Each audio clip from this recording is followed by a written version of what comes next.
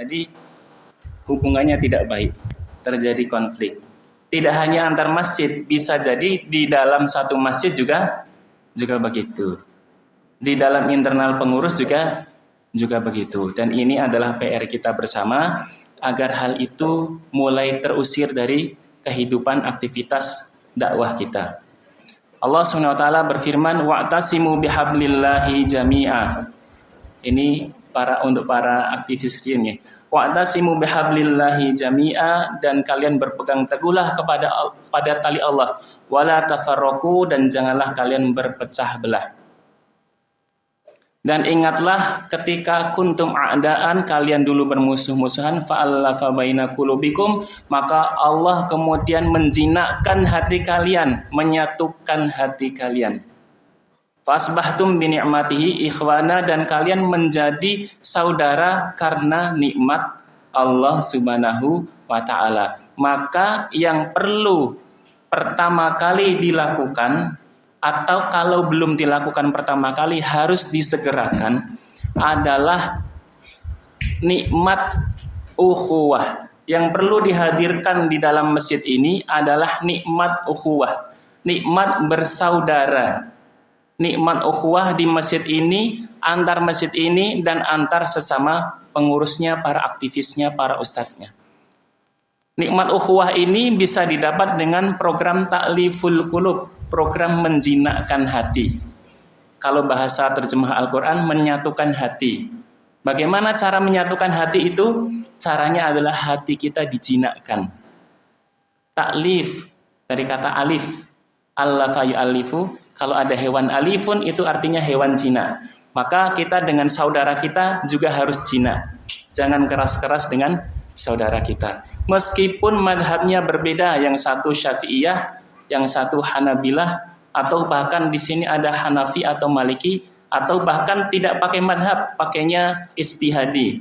Meskipun manhaj akidahnya beda, yang satu Asy'ariyah dengan jargon Aswaja, yang satu Asariyah dengan jargon manhaj salaf, yang satu Maturidiyah, sama-sama ahlu sunnah wal jamaah. Kalau itu belum kita tanamkan dalam diri kita, itu nanti jadinya tidak akan mendapatkan nikmat ukhuwah. Bisa jadi sholat di masjid, tapi kita saling menghindar. Kalau dulu ada lagu slow rock Malaysia itu, berpaling muka jika saling bertatap mata. Jadi seperti itu. Ini kalau tidak kita perbaiki, maka umat Islam tidak akan pernah bangkit. Karena kita mulainya dari hati dulu. Hatinya dijinakkan, baru nanti bisa menyamakan pandangan. Dan pandangan pun bisa jadi tidak akan pernah sama. Karena jangankan kita, para ulama saja berbeda pendapat. Jangankan ulama, Nabi saja berbeda pendapat. Antara Nabi Musa dan Nabi Khidir berbeda pendapat. Ada perahu dilubangi oleh Nabi Khidir. Nabi Musa protes, beda pendapat. Sekelas Nabi saja beda pendapat. Jangankan Nabi, malaikat saja beda pendapat. Ada seorang yang membunuh 99 orang, datang kepada seorang ahli ibadah. Ya Syekh, apakah saya bisa bertobat kepada Allah? Jika saya bertobat, apakah tobat saya diterima? Ahli ibadahnya ini kurang cerdas. Maka dia menjawab, tidak bisa, kamu sudah membunuh 99 orang, tobat kamu tidak akan pernah diterima. Karena kesal mendengar jawabannya, akhirnya sekalian digenepi 100 sekalian. Ya sudah, kalau kita tak genepi 100, jenengan yang 100. Total 100 jiwa sudah dibunuh oleh orang tersebut. Kemudian tapi keinginan tobatnya masih ada. Kemudian dia mendatangi orang lain, seorang syekh juga, tapi ini ahli ilmu. Dia berkata, ya syekh, kalau saya bertobat, saya sudah membunuh 100 orang jiwa, 100 orang manusia, apakah tobat saya bisa diterima? Karena ahli ilmu, dia menjawab, bisa diterima. Kamu bertobatlah kepada Allah, tetapi kamu jangan balik ke kampungmu lagi, karena di kampungmu itu banyak orang yang molimo, ya. Banyak yang mau limo, tempatnya seperti itu tidak bagus untuk kamu yang sedang belajar hijrah. Maka kamu pergilah ke sebuah kampung di sana. Di sana banyak orang baiknya, kamu memulai hidup baru di sana. Akhirnya dia pun berjalan menuju kampung yang dituju. Di tengah perjalanan dia meninggal dunia. Malaikat maut mendatanginya terlebih dahulu, kemudian dicabut nyawanya. Ketika dicabut nyawanya, dua sosok malaikat datang. Yang satu malaikat rahmat, malaikat kasih sayang dari Allah. Yang satu adalah malaikat siksa. Malaikat rahmat berkata, orang ini bertobat maka akan saya bawa. Malaikat siksa mengatakan tidak bisa. Ini tobatnya saja belum rampung. Ya, tobatnya belum rampung, belum sampai ke tempat yang dituju dan sementara dia sudah membunuh 100 orang. Maka tidak bisa. Dua malaikat berbeda pendapat. Padahal mereka paham yang gaib. Sementara kita Al-Quran saja kita belum khatam isinya. Maka sangat memungkinkan kita berbeda pendapat. Jangankan malaikat dan malaikat saja berbeda pandangan dengan Allah Subhanahu wa ta'ala. Ketika Allah berfirman, inni ja'ilun fil ardi khalifah. Sesungguhnya aku akan menjadikan khalifah, pemimpin di muka bumi. Malaikat protes, ya Allah, dulu kan sudah ada khalifah dari bangsa jin. Terus mereka berbuat kerusakan. Sekarang sudah dibasmi, mereka sudah diusir ke pulau-pulau terpencil. Sekarang mengapa engkau mau membuat khalifah yang baru, nantilah seperti yang kemarin? Maka Allah berfirman, inni a'lamu ma la ta'lamun. Sesungguhnya aku memahami, aku maha mengetahui hal-hal yang tidak kalian ketahui. Jadi Bapak Ibu sekalian, berbeda pendapat itu adalah hal yang wajar. Termasuk suami istri. Ibu-ibu sering udur kalian bapak mboten? Sering udur nggih. Niki lemari ini sing pundi Pak sing ajeng ditumbas? Ibu-ibu sing warna sing anu mawon Pak saking kayu jati nah, bapak-bapak wah mangke anu larang Bu dari plastik mawon kan ngeten nggih. Pak niki anak sekolah ten pundi niki? Ten TK mriko napa TK mriko? SD mriko napa SD mriko? Itu bapak ibu suami istri itu sering udur gitu. Bahkan bisa jadi setiap hari tiada hari tanpa pertengkaran antara kita dan istri kita. Tapi kenapa kok walaupun sering berbeda pendapat, sering ngayel, ibu-ibu, bapak-bapak itu sering kalau mandi handuknya tidak ditaruh di tempat handuk, ditaruh di mana ibu-ibu? Di kasur nggih. Terus suamine jenengan ngingeten niku. Nggih.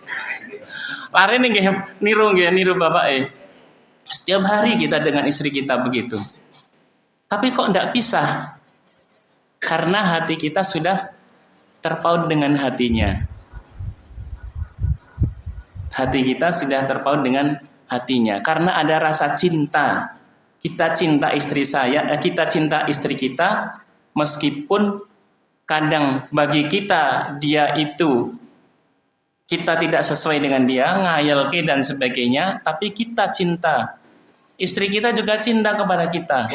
Makanya meskipun kita ini handuknya sering ditaruh di kasur, kalau janji sering lupa, ngeten nggih Pak nggih. Nggih napa nggih? Kalau janji sering lupa, tapi istri kita tetap setia. Padahal nggih ngayal. Padahal ayel sama kita. Kenapa? Karena cinta. Begitulah seharusnya kita dengan kaum muslimin, kita harus saling mencintai. Saya ditunjuk, diamanahi di masjid saya bulan Agustus kemarin dilantik jadi ketua takmir. Usia belum ada 40 tahun. Orang-orang yang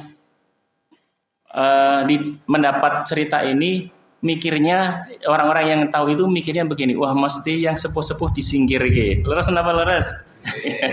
Wah berarti yang sepuh-sepuh disingkirkan. Itulah fenomena di masyarakat kita, bahwasanya gambaran dalam sebuah masjid saja tidak ada rasa cinta sesama pengurus. Sehingga ketika ada yang muda naik, mikirnya itu ada yang disingkirkan dan ada yang dikutita. Jamaah rahimakumullah, sebelum saya diangkat jadi ketua takmir, dan saya tidak pernah mengharapkan, bahkan kalau beliau-beliau itu mengharapkan hari ini juga saya diturunkan, saya masalah senang ya, malah lebih bahagia. Karena amanah yang luar biasa. Yang kita upayakan di masjid kami itu adalah ta'liful qulub. Apa Bapak Ibu? Ta'liful qulub, menjinakkan hati. Pertama kali kami masuk, kami pindah sekitar 2 tahun lalu. Pertama kali kami masuk, begitu antara yang sepuh dengan yang muda tidak cocok. Jangankan yang sepuh dengan yang muda, yang sepuh dengan yang sepuh juga tidak cocok. Wah, ini ada Pak Haji ini yang bangunnya paling banyak. Ini ada ustadz ini, ada bapak ini yang paling sergap. Itu tidak cocok. Itu dan saling tidak cocok. Tapi kemudian kita pakai surat Al-Baqarah tadi, program ta'liful qulub, program menjinakkan hati, programnya langsung dari Allah Subhanahu wa taala. Bagaimana caranya? Caranya tidak saling menghibah. Bagaimana caranya? Caranya saling berkunjung menanyakan kabar. Bagaimana caranya? Caranya saling memberi hadiah. Bagaimana caranya kalau ada yang sakit kita jenguk. Bagaimana caranya? Caranya saling menjaga nama baik. Itu semuanya ada di kitab Riyadhus Shalihin. Itu kita praktekkan dan alhamdulillah sekarang teman-teman itu kami dipasrahi untuk menjadi ketua takmir itu dan tidak ada satupun yang tersingkir. Bahkan beliau-beliau itu akhirnya memberikan kewenangan kepada kami, amanah kepada kami untuk menyusun pengurus sendiri. Terus beliau-beliau fungsinya sebagai apa? Beliau-beliau fungsinya untuk menyelesaikan hal-hal yang tidak bisa diselesaikan oleh bapak-bapak muda seperti kami. Ada tidak hal-hal yang tidak bisa kami selesaikan? Ada. Contoh misalkan legalitas. Beliau-beliau di antara beliau ada orang yang kenal banyak dengan orang-orang pemerintahan, sehingga untuk mengurus legalitas masjid itu begitu mudahnya. Kalau kami harus pakai surat, harus janjian dan sebagainya, bisa jadi 1 bulan nggak rampung, tapi dengan beliau-beliau cukup 1 hari bisa selesai. Mengumpulkan dana, mungkin kami dananya receh-receh, tapi kalau beliau-beliau mengumpulkan dana tinggal calling sana, calling sini, calling sana, calling sini, langsung selesai. Jadi yang masih dipasrahkan ke kami dan beliau-beliau sekarang memikirkan bagaimana kampung Purbayan kelak 5 tahun lagi, 10 tahun lagi menjadi kampung Quran. Jadi tugasnya lebih berat lagi. Tugasnya lebih berat lagi beliau-beliau. Nah, yang level masjid dipasrahkan ke yang muda-muda sambil belajar. Itu yang terjadi di masjid kami. Maka alhamdulillah sekarang kami senang sekali kalau melihat masjid-masjid itu saling kegiatan bersama seperti ini. Jamaah rahimani warahmatullah, masjid itu rumah Allah. Wa annal masajida lillah fala tad'u ma'allahi ahada. Masjid itu milik Allah di surat Al-Jin. Masjid itu milik Allah, bukan milik yang wakaf, bukan milik takmir masjid, bukan milik yang paling banyak nyumbang, bukan milik keluarga yang wakaf, apalagi yang wakaf dulu kakek-kakeknya. Masjid itu milik Allah. Masjid itu bukan milik komunitas tertentu. Fala tad'u ma'allahi ahada, maka kalian jangan tad'u, jangan menyeru kecuali Allah Subhanahu wa taala saja. Yang diseru dakwahnya untuk Allah, dakwahnya bukan untuk agar orang-orang hormat kepada ustadznya, agar orang-orang hormat kepada pengurusnya, atau agar orang-orang ikut komunitas pengurusnya. Bukan begitu. Tapi dakwahnya untuk Allah, ibadahnya untuk Allah, doanya untuk Allah Subhanahu wa taala. Itu prinsip yang pertama. Itu khusus untuk para pengurus. Adapun untuk para jamaah, masjid ini adalah satu tanda iman para jamaah. Disebutkan dalam surat At-Taubah bahwasanya wa annal innama ya'muru masajidallah man amana billahi wal yaumil akhir wa aqama shalah wa ata zakah. Tanda orang yang beriman itu adalah mendirikan salat dan menunaikan zakat.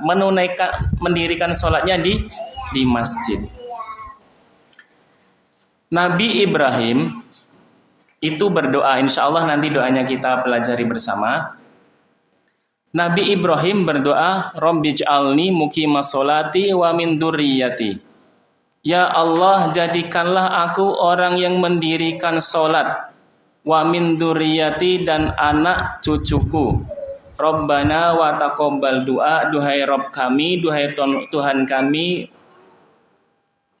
terimalah doa kami, kabulkanlah doa kami. Itu Nabi Ibrahim, sosok yang sangat mulia.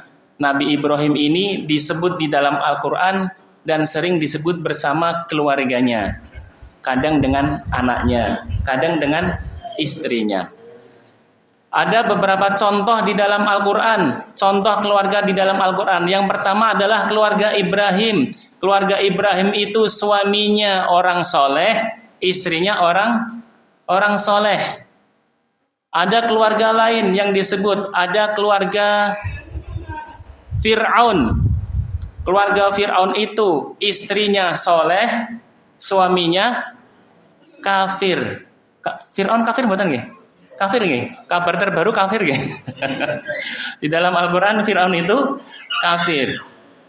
Sempat mau syahadat di Laut Merah, tapi malaikat Jibril tidak ikhlas, akhirnya ditenggelamkan sehingga kalimat syahadatnya tidak sempurna, sehingga tetap menjadi orang kafir.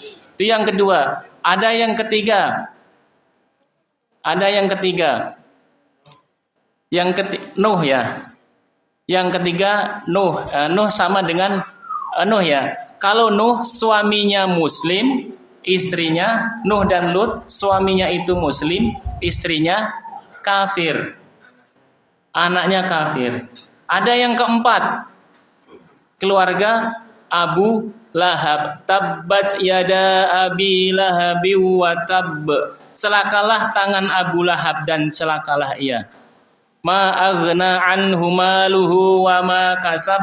Tidak akan pernah bermanfaat baginya harta dan apa yang diupayakan, yakni anak-anaknya. Saya selana ronza talahab, akan masuk ke neraka yang menyala-nyala. Wa mro'atuhu, dan juga istrinya. Jadi suaminya kafir, istrinya kafir. Jadi ada 4 contoh. Yang pertama, suaminya muslim, istrinya muslim. Yang kedua, suaminya muslim, istrinya kafir. Yang ketiga, istrinya muslim, suaminya kafir. Yang keempat, suami istri kafir. Bapak Ibu, kalau mau nyontoh, kira-kira nyontoh yang nomor berapa? Nomor pinten bapak-bapak? 1. Ibu-ibu kalau mau nyontoh yang nomor berapa? Nomor 1. Ibu-ibu yang di luar sana nomor berapa? 1. Yang di depan Riko? 1. Yang di balik satir? 1. 1 itu keluarganya Nabi Ibrahim. Ibu, Nabi Ibrahim itu istrinya 4. Duh Ustaz. Yang terkenal 2, Siti Hajar dan Siti Saroh. Yang tidak terkenal ada 2 lagi. Anaknya yang terkenal ada 2, Ishak dan Ismail. Yang tidak terkenal lebih banyak, dan salah satunya yang berketurunan sampai ke Jawa. Ya, ada Ustadz yang ahli sirah menelusuri seperti itu. Ternyata di antara keturunan Nabi Ibrahim itu ada yang kemudian di Asia Tenggara dan sampai ke kita, insya Allah. Ternyata kita ini Habib ya. Keturunan Nabi Ibrahim, tapi itu Allahu a'lam menurut penelitian. Ibu-ibu tadi milih Nabi Ibrahim. Ustadz, kalau Nabi Ibrahim itu istrinya 4, maka saya milih suami saya jadi seperti Nabi Ibrahim tapi 1/4-nya saja. Ngeten nggih Bu nggih? Terus nggih? Nggih. 1/4-nya saja. Tapi kalau ada yang sudah terlanjur ya enggak apa-apa. Ya. 1/4-nya saja. Nabi Ibrahim itu sudah insya Allah sudah dapat swarga nih Bapak Ibu. Masya Allah. 1/4-nya Nabi Ibrahim. 1/10-nya saja sudah insya Allah sudah masuk surga. 1/100-nya Nabi Ibrahim saja insya Allah sudah masuk jannah. Apalagi kalau suami-suami panjenengan itu menjadi 1/4-nya Nabi Ibrahim. Ibu-ibu sekalian, Nabi Ibrahim itu makhluk yang paling mulia nomor 2. Yang pertama siapa? Rasulullah Sallallahu Alaihi Wasallam. Yang nomor 2 Nabi Ibrahim. 3, 4, 5 Nabi Ulul Azmi yang lainnya. Kemudian dilanjutkan oleh para Nabi dan Rasul. Kemudian dilanjutkan setelah Nabi Rasul para malaikat. Setelah para malaikat, makhluk yang paling mulia adalah sahabat. Abu Bakar As-Siddiq, Umar bin Khattab, Utsman bin Affan, Ali bin Abi Thalib, ditambah 10 orang yang dijamin surga, sisanya ada 6 orang. Kemudian ditambah oleh orang-orang yang ikut perang Badar dan yang lainnya, para sahabat seluruhnya. Kemudian turun lagi yang paling mulia adalah para tabi'in, muridnya para sahabat. Turun lagi tabi'ut tabi'in, muridnya para tabi'in. Turun lagi sampai ke kita. Ini kita nggak tahu nomor berapa nih kalau antrian itu.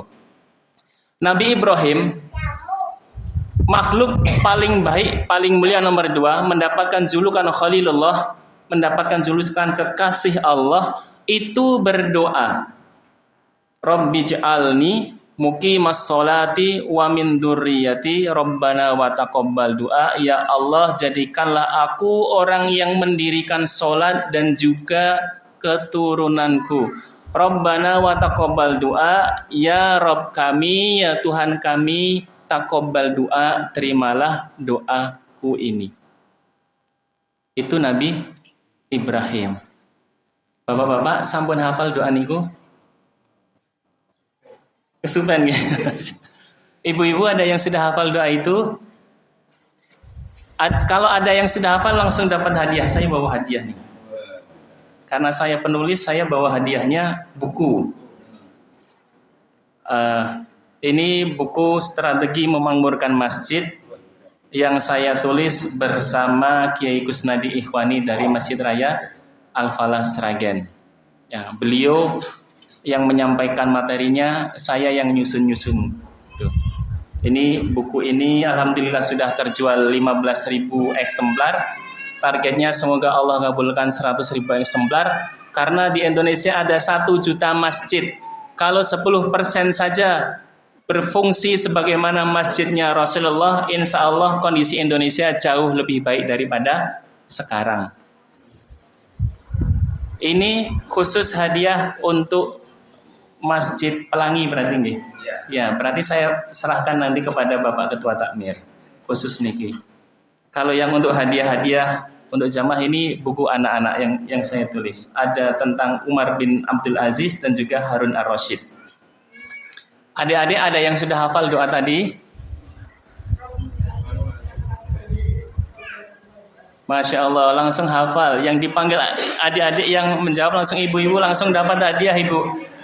Ibu Sinten? Ibu Prapto, Masya Allah. Pilih yang merah atau yang biru ibu? Bisa untuk anaknya atau cucunya? Oh belum ini? Oh ya nanti untuk keponakannya atau tetangganya. Monggo nyuwun tulung Bapak. Masya Allah.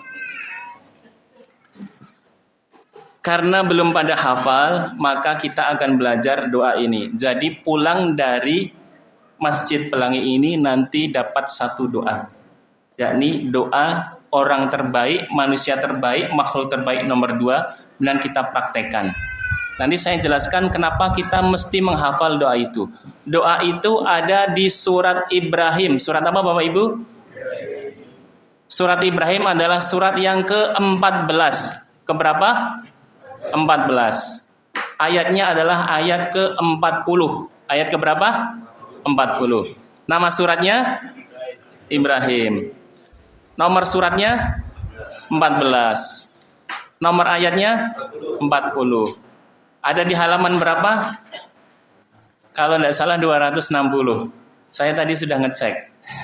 Soalnya bukan Ustadz Adi Hidayat. Kalau Ustadz Adi Hidayat biasanya sebelah kiri bagian bawah, mau dicek jenengan. Sebelah kiri bagian bawah surat Ibrahim. Kalau yang bawa HP ada aplikasi Al-Quran, silahkan dilihat. Kalau yang bawa mushaf silahkan dibuka. Surat Ibrahim surat ke-14 ayat yang ke-40 kita akan belajar satu doa ini bersama-sama. Sehingga nanti pulang kita bisa mulai praktek seumur hidup kita. Sampai malaikat maut menjemput, nanti malaikat maut berkata, oh ini orang yang mengamalkan surat Ibrahim ayat 40. Jamaah pengajian di Masjid Pelangi. Jamaah pengajian UIS, umat Islam Sibila, Masya Allah. Bagaimana cara menghafalkannya? Saya akan bacakan, silakan jenengan ikuti. Saya akan bacakan, silakan jenengan ikuti sampai 10 menit sampai 15 menit kita akan belajar satu doa, satu ayat. One doa, one day, one ayah. Ya. Siap nggih? Kita tahu dulu. A'udzu billahi minasyaitonir rajim. Bismillahirrahmanirrahim. Ini sebagaimana Rasulullah mengajarkan kepada para sahabat. Nanti ibu-ibu juga bisa mengajarkan ini. Yang ibu-ibu sudah bisa ngaji, bisa mengajarkan ini kalau nalaki anaknya untuk hafalan. Rabbi ja'alni ya. Rabbi ja'alni Rabbi ja'alni Rabbi ja'alni Rabbi ja'alni. Ibu-ibu yang di dalam Rabbi ja'alni. Ibu-ibu yang di depan Rabbi ja'alni. Ibu-ibu yang di luar ya, sebelah utara, Rabbi ja'alni. Bapak-bapak, Rabbi ja'alni. Adik-adik, Rabbi ja'alni. Oh ya, malu-malu ya. Semuanya, Rabbi ja'alni. Rabbi ja'alni. Rabbi, ya Tuhanku. Ij'alni, jadikanlah aku. Rabbi ja'alni, ya Tuhanku jadikanlah aku. Ya Tuhanku jadikanlah aku. Ibu-ibu semuanya, ya Tuhanku jadikanlah aku. Bapak-bapak, adik-adik, ya Tuhanku jadikanlah aku. Rabbi ja'alni, ya Tuhanku jadikanlah aku. Rabbi ja'alni artinya ya Tuhanku jadikanlah aku. Ya Tuhanku jadikanlah aku, bahasa Al-Qur'annya Rabbi ja'alni. Masya Allah, langsung hafal ya. Masya Allah, ini calon-calon penghafal Quran semua ini. Masya Allah. Usia boleh tua tapi semangat tak boleh pudar. Kan ngeten nggih Pak nggih? Masya Allah. Ya. Rabbi ja'alni. Ya Tuhanku jadikanlah aku. Adik-adik nanti yang bisa hafal nanti dapat hadiah ini ya. Nanti bisa maju dapat hadiah. Rabbi ja'alni muqimas sholati. Muqimas sholati. Muqi pakai qaf. Muqimas sholati. Muqimas sholati. Muqimas sholati. Mendirikan salat. Ibu-ibu semua, muqimas sholati. Muqimas sholati. Bapak-bapak, muqimas sholati. Muqimas sholati. Semuanya, muqimas sholati.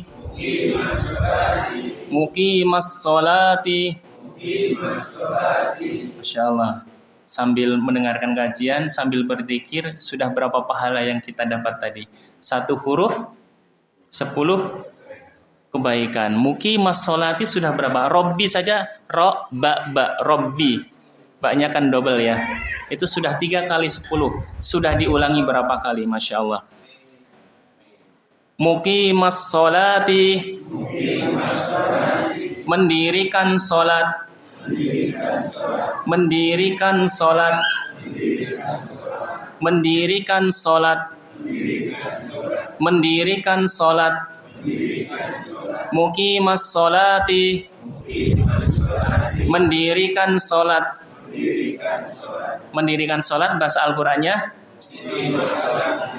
Muqimas sholati artinya iya. Ya Tuhanku jadikanlah aku bahasa Qur'annya Rabbi ij'alni.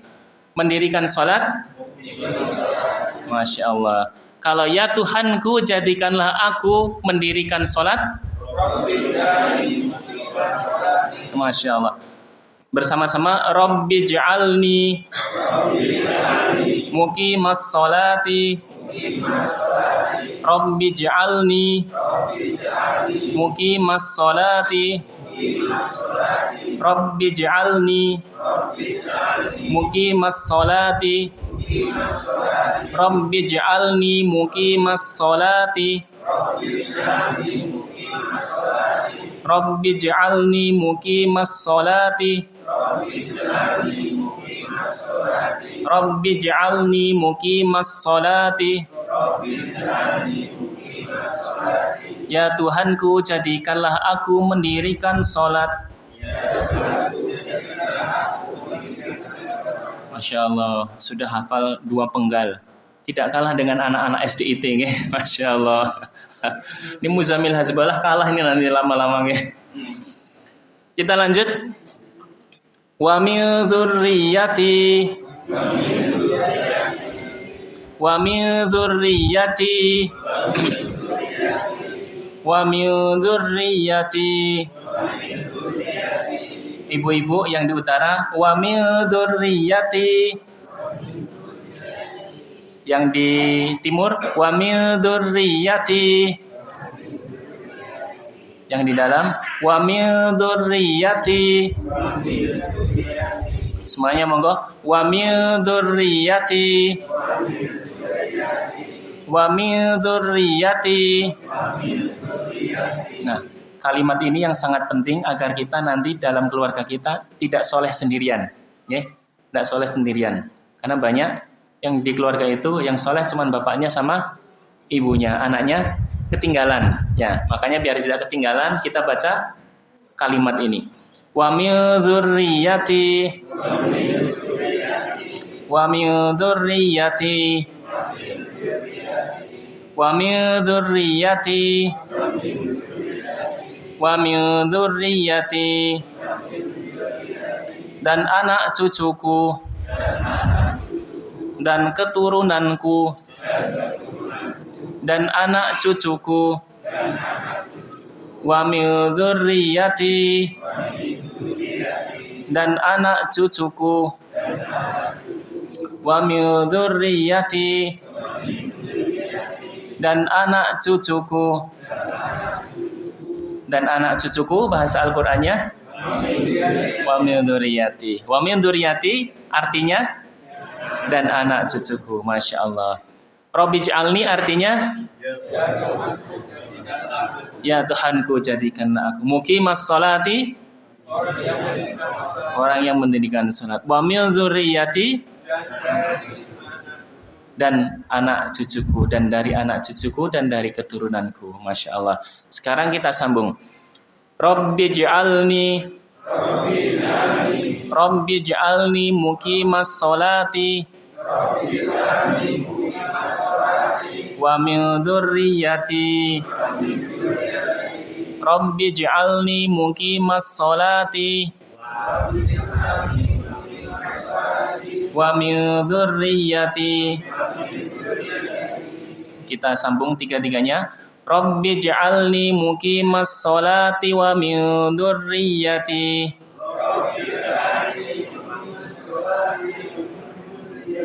Ya. T-nya kalau disambung semua, T-nya jadi pendek. Sholati wa min dzurriyyati.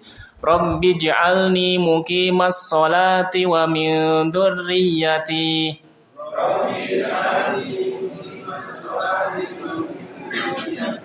Masya Allah. Bapak-bapak, coba disambung 1, 2, 3.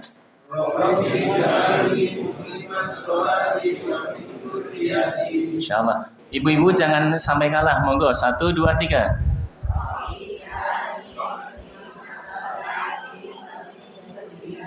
Masya Allah. Artinya, ya Tuhanku, jadikanlah aku mendirikan sholat dan dari anak cucuku. Masya Allah. Ini biar tidak ketinggalan semua. Biar tidak ketinggalan. Jangan sampai yang subuhan hanya bapaknya saja. Nanti anaknya terlambat, tidak mau subuhan ke masjid, dibangunkan susah. Kalau selama ini masih susah, mungkin doa kita belum komplit. Ya, maka nanti doa tadi dikompliti, dilengkapi sehingga anak cucu kita tidak ada yang ketinggalan berjamaah di masjid. Ada satu penggal lagi yang ini sangat penting sekali. Kita mohon kepada Allah agar Allah berkenan mengabulkan doa kita. Kita lanjutkan, kita ulangi terlebih dahulu. Rabbi ij'alni muqimas sholati wa min dzurriyyati.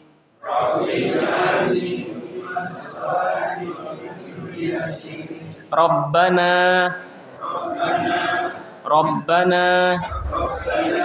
ya Tuhan kami. Yang pertama tadi Robbi, Tuhanku. Karena Nabi Ibrahim berdoanya pertama untuk diriku sendiri. Setelah ada wa min dzurriyyati diganti Rabbana, Tuhan kami. Rabbana ya Tuhan kami. Wa taqabbal, terimalah doaku.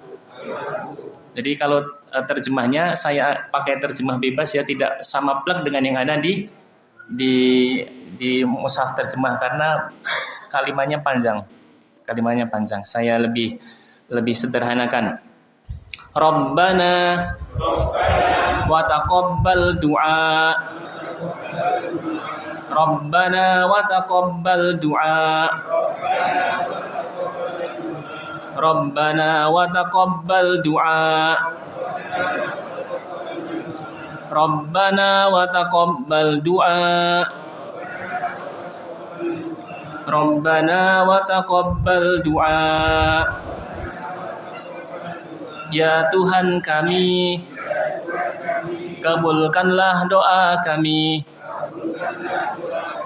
Ya Tuhan kami, kabulkanlah doa kami. Ya Tuhan kami, kabulkanlah doa kami. Rabbana wa taqabbal du'a. Ya Tuhan kami, kabulkanlah doa kami. Ya Tuhan kami, kabulkanlah doa kami. Bahasa Al-Qur'annya Rabbana wa taqabbal doa, artinya ya Tuhan kami, kabulkanlah doa kami. Insyaallah. Coba kita sambung dari awal sampai akhir.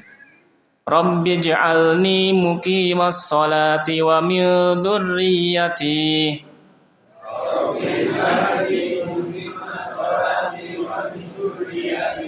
Rabbana wa taqabbal du'a. Rabbi ij'alni muqimas sholati wa min dzurriyyati.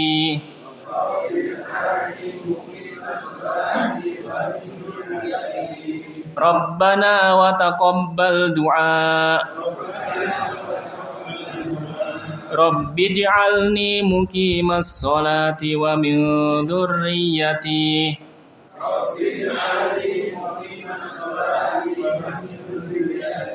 Rabbana wa taqabbal du'a. Sudah hafal doanya dan sudah paham artinya, dan tadi kita latihan, insya Allah berpahala. Sekarang kita doa sungguh-sungguh. Jadi kita doa sungguh-sungguh minta kepada Allah Subhanahu wa taala semoga jadi wasilah keluarga kita semakin dekat kepada Allah Subhanahu wa taala lewat wasilah doa ini. Semoga kita menjadi orang-orang yang tidak pernah tertinggal sholat, apalagi kalau bisa sholat berjamaah, dan juga anak cucu kita dan keluarga-keluarga kita. Akan saya baca dulu, silahkan diresapi dan kemudian ditirukan seperti tadi. Rabbi ij'alni muqimas sholati wa min dzurriyyati.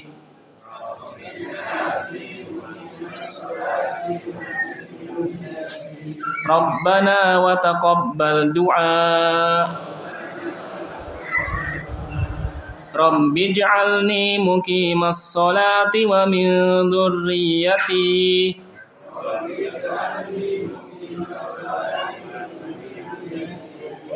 Rabbana wa taqabbal du'a. Rabbi ij'alni muqimas sholati wa min dzurriyyati.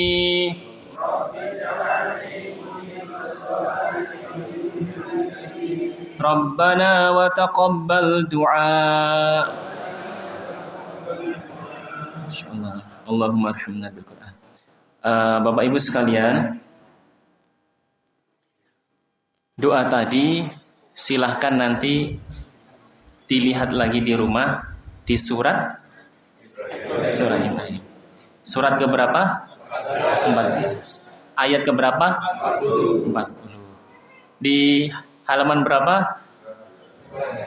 200 berapa? 60 kalau tidak salah ya. Moga nanti dicek. Di sebelah kiri bawah. Yang mushaf Utsmani, mushaf yang 15 baris nih kok, di halaman 260. Ya nanti dicek di surat Ibrahim surat ke-14 ayat ke-40. Ada yang mau praktek doanya? Monggo. Adik-adik ada yang sudah hafal? Ada yang mau praktek? Adik-adik? Enggak ada. Ada, silakan. Ada. Dari situ bisa. Dapat hadiah ini. Ada berapa? Oh iya, dari situ nggak apa-apa. Silakan. Pakai ya. Boleh dituntun. Namanya Khadijah. Masya Allah. Oh, enggak mau ya, enggak apa-apa. Malu. Jadi mau? Oh, enggak pakai mic. Iya, enggak pakai mic. Ya. Ya, sama Pak Joko. Bareng Ustadz ya. 1, 2, 3. Rabbi ij'alni ya.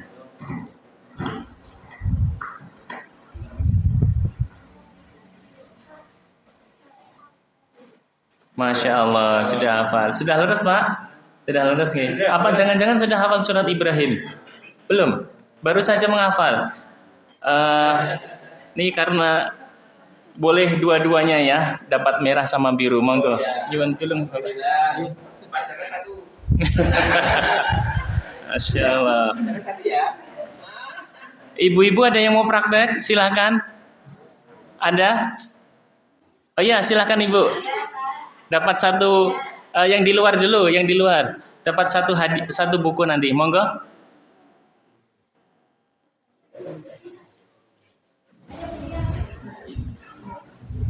Muqimas Waming wa taqabbal. Masya Allah. Ya, pilih yang merah atau biru? Yang biru ya, masih banyak nih. Nyuwun tulung. Ada lagi yang mau praktek? Silakan.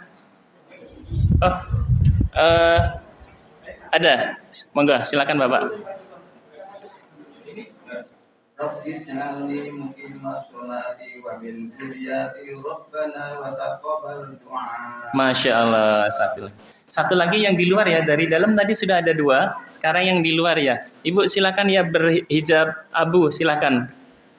Ya, berkacamata. Ya.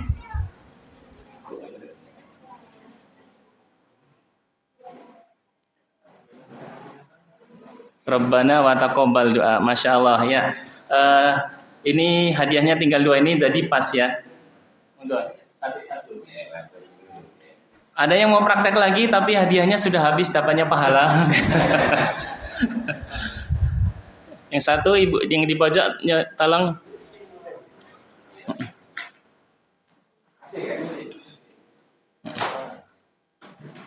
Masya Allah. Bapak Ibu sekalian, kenapa Nabi Ibrahim berdoa seperti itu? Karena solat itu adalah awwalu ma yuhasabu minan nas, adalah amal yang pertama kali akan dihisab dari kita semua.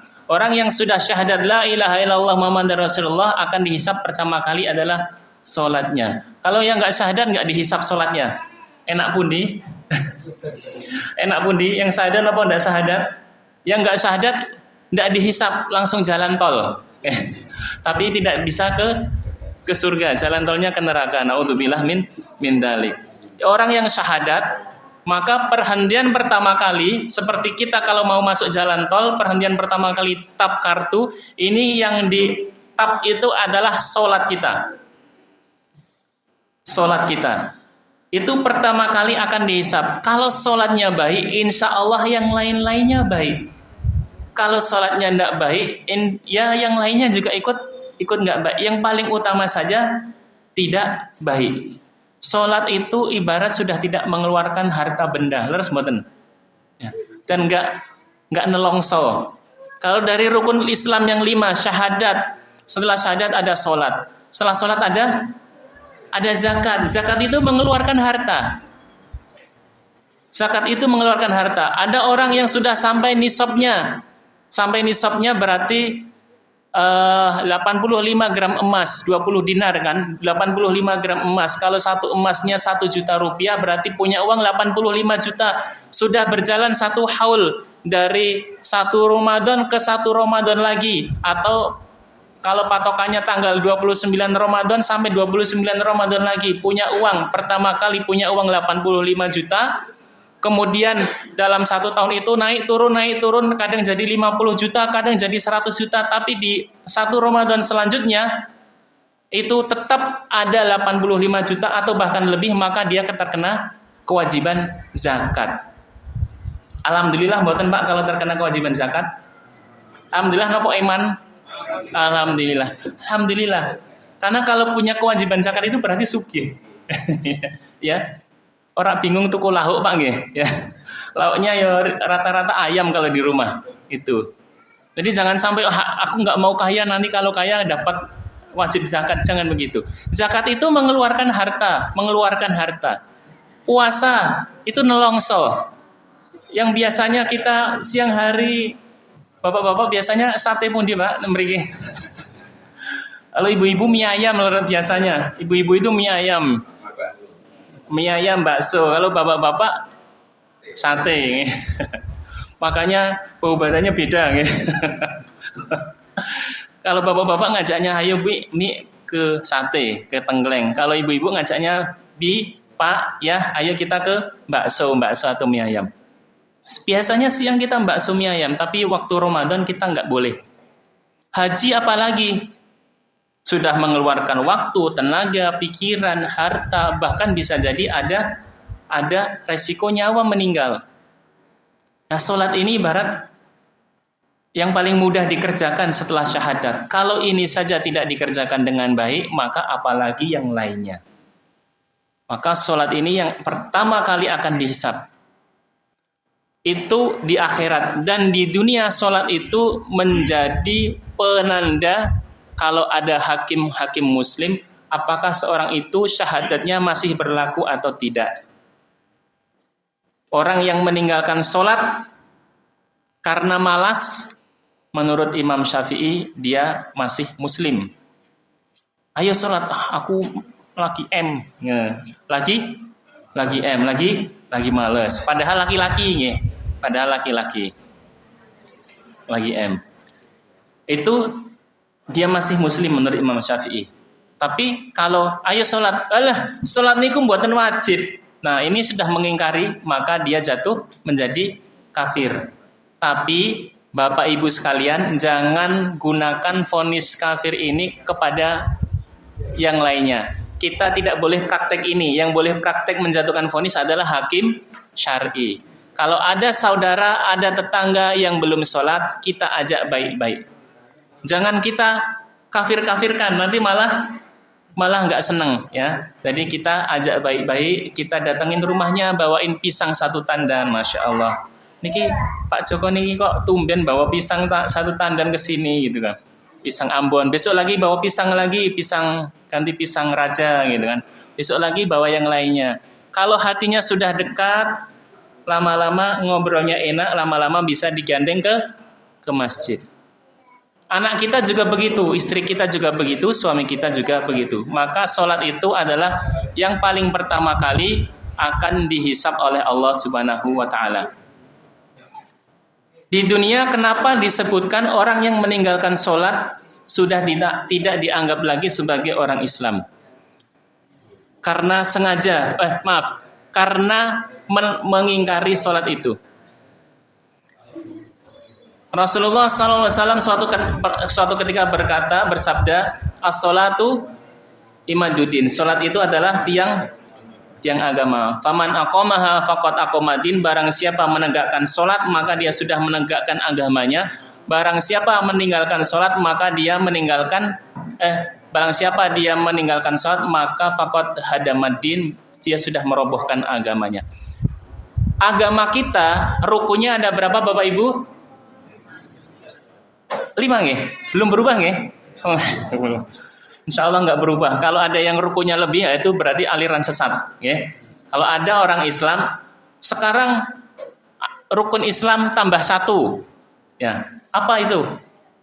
Tambah 1 apa? Tambah 1 wakaf. Itu maka dia masuk aliran sesat. Rukun Islam itu 5. Yang pertama adalah syahadat, kedua sholat, zakat, puasa, haji. Ini 5 ini ibarat jari di tangan kita yang memegang agama kita. Semakin banyak jari yang memegang agama kita erat-erat, maka semakin kuat agama kita. Tapi kalau jari-jari ini mulai melepaskan agama kita, maka lihat apa yang terjadi. Yang pertama rukun kelima haji. Ada orang yang tidak mampu haji, maka dia tidak punya kewajiban. Dia memegang erat dengan 4 jarinya. Atau ada orang yang mampu haji tapi dia tidak mau haji. Males ning kono uyel-uyelan gitu. Wong ngantri pertalit saja males gitu. Ngantri pertalit saja males, ini nanti di sana banyak orang. Ada yang seperti itu? Ada. Bahkan orang Arab sendiri. Bapak saya pernah ketemu dengan orang Arab yang tinggal di Mekah nggak pernah haji. Kenapa? Karena takut mati, desak-desaan. Padahal ngomongnya gede dhuwur. Sama orang Indonesia itu kecil-kecil. Di sana itu mereka besar-besar. Semisal dia tidak mau haji, maka terlepas 1 jari ini, jari kelingking. Kemudian selanjutnya puasa. Ada orang Islam tidak puasa, maka terlepas 1 jari lagi. Apa yang terjadi? Agamanya masih ada? Masih ada. Berapa yang memegang agama ini? 3. Kemudian zakat. Dia tidak bisa zakat, tidak mampu zakat. Tidak mampu zakat, maka dia tidak wajib zakat. Zakat fitrah ya Ustadz, zakat fitrah itu malam lebaran saja kami itu nggak ngerti besok bisa makan atau tidak. Adanya nasi ya untuk hari ini saja, maka dia tidak wajib zakat lagi. Maka kalau 1 zakat ini terlepas, maka tinggal 2. Tinggal yang jempol itu syahadat, yang jari telunjuk itu sholat. Tapi coba lihat Bapak Ibu sekalian, ini kalau masih sholat, agama ini masih terpegang. Tapi kalau sholat ini kita lepaskan, coba lihat apa yang terjadi. Jatuhlah agama kita. Maka jangan sampai sholat ini kita lepaskan. Maka sholat itu bagi yang tidak punya udur sholat kan hanya orang yang seperti perempuan misalkan menstruasi nifas. Kalau laki-laki tidak ada udur, harus mendirikan sholat. Meskipun dia tidak bisa berdiri, maka dia dengan duduk. Meskipun tidak dia bisa duduk, maka dia dengan berbaring. Dengan melakukan gerakan-gerakan sebisanya. Kalau dia tidak bisa melakukan gerakan, dia dengan kedipan-kedipan matanya. Kalau tidak bisa dengan kedipan matanya, maka cukup sholat dengan hatinya ketika dia masih sadar. Inilah pentingnya sholat. Bahkan teman-teman kita, Masya Allah, para mujahidin di Palestina, kaum muslimin di Palestina yang sekarang sedang di bumi hanguskan, naudzubillah min dzalik, kewajiban sholat itu masih melekat pada mereka. Ada rudal, ada roket, mereka tetap harus sholat. Meskipun dalam peperangan sholatnya beda. Sholat itu boleh sambil lari. Sholat itu dalam peperangan, sholat itu bisa sambil pegang senjata. Sholat itu bisa sambil menghindari bom. Itu dalam peperangan. Ada aturan khusus, fikih khusus. Sampai ketika nyawa dipertaruhkan pun sholat tak boleh ditinggalkan. Maka Bapak Ibu sekalian, marilah kita berazam dan memohon pertolongan kepada Allah. Semoga kita termasuk orang-orang yang mendirikan sholat sampai akhir hayat tidak pernah putus. Dan juga keluarga kita termasuk orang-orang yang mendirikan sholat sampai akhir hayat tidak pernah putus. Tadi sudah hafal doanya, kemudian dipraktekkan. Doanya kita ulangi. Rabbi ja'alni muqimas sholati wa min dzurriyyati Rabbana wa taqabbal du'a. Ya Tuhan kami, jadikanlah aku mendirikan sholat dan juga dari anak cucuku. Ya Rabb kami, ya Tuhan kami, kabulkanlah. Doa ini silakan jenengan langgengi. Setiap ba'da sholat boleh dibaca. Malam hari waktu tahajud boleh dibaca sekali, boleh dibaca berulang-ulang kali sampai menetes air mata kita. Semakin berat tantangannya, ada keluarga kita yang belum sholat, semakin khusyuk doanya, semakin banyak minta sama Allah.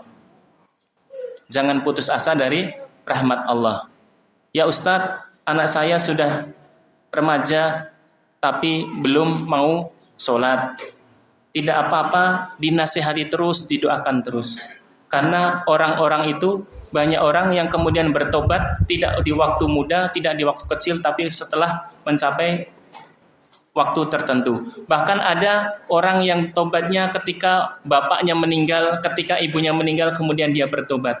Bertobat dari apa? Wasilah doa bapak ibu sebelumnya.